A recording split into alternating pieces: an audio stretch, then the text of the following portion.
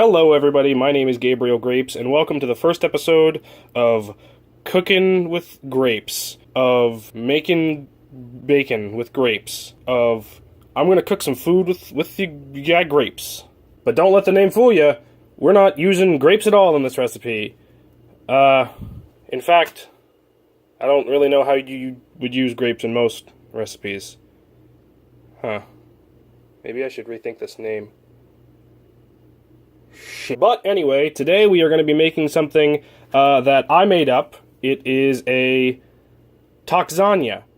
Now, Gabriel, what is a tac-sagna? I hear you say, because you're so interested. Well, a tac-sagna is a completely new thing that I thought of today. It is a taco, but in a lasagna.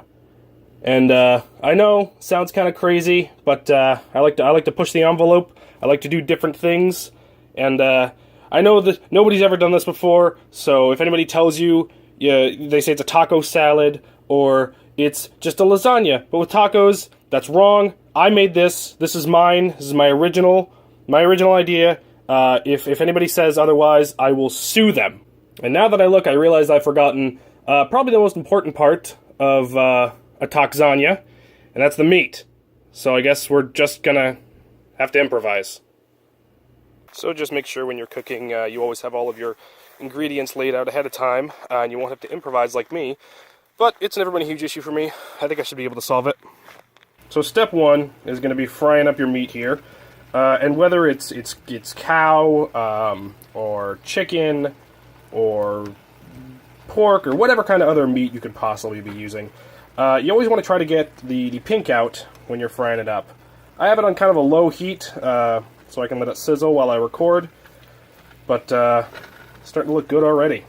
Now I like a little bit of spice, so while it's frying up, add a little bit of pico de gallo. You can add a lot of pico de gallo. You can add all the pico de gallo. I'm just gonna add it all. I'm just gonna add all the pico de gallo. Whatever. That is starting to look pretty good. And there's really not too much pink left. I'm gonna let it sizzle a little bit more before I move on with the rest of it, before I add the seasoning. So now I've gotten a bigger pan because the other one was a bit too small, and I added about half a cup of water. Now I'm going to throw in the seasoning mix-ins. So from here, I am going to start layering some tortillas down. I'm going to try to get them flat, try to set down a good little surrounding area for them. Now we're going to start putting on some of our layers. I'll start with the chili, I guess, instead of the refried beans. Lord knows how good this will even be. I should have gotten more chili. Now you want to do this with love. You always want to do everything with love, especially cooking.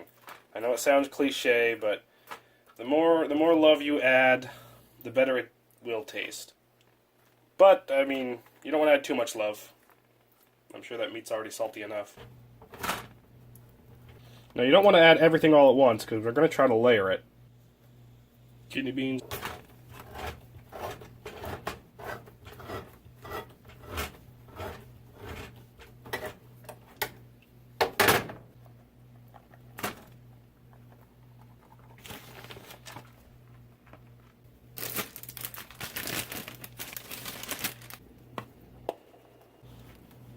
And there we have it, a horrible mess of a bunch of different stuff that I stuffed into a pan. So, we are going to put this into the oven for about 25 minutes at 350. If you're ever cooking basically anything, chances are it's in the oven at 350 for 25 minutes to a half an hour. Alrighty, here we go. Time to get some... Now it is time to go. Okay, here we go. Peel away some of this tin foil. And luckily tin foil doesn't retain too much heat from the oven. So the top looks normal, I guess. It's clearly kind of sunken into itself. Oh, the cheese is melted. I mean, maybe it'll be good. Who knows? I suppose I can... In only 3 easy hours, this could be all All yours. All yours. Come on. 3 easy hours.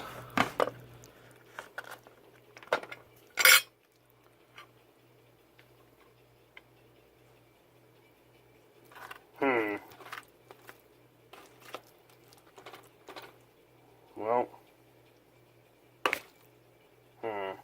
And here it is. It certainly looks a bit messy, but it smells really good, and it looks like it might be fine. Let's find out. Let's see.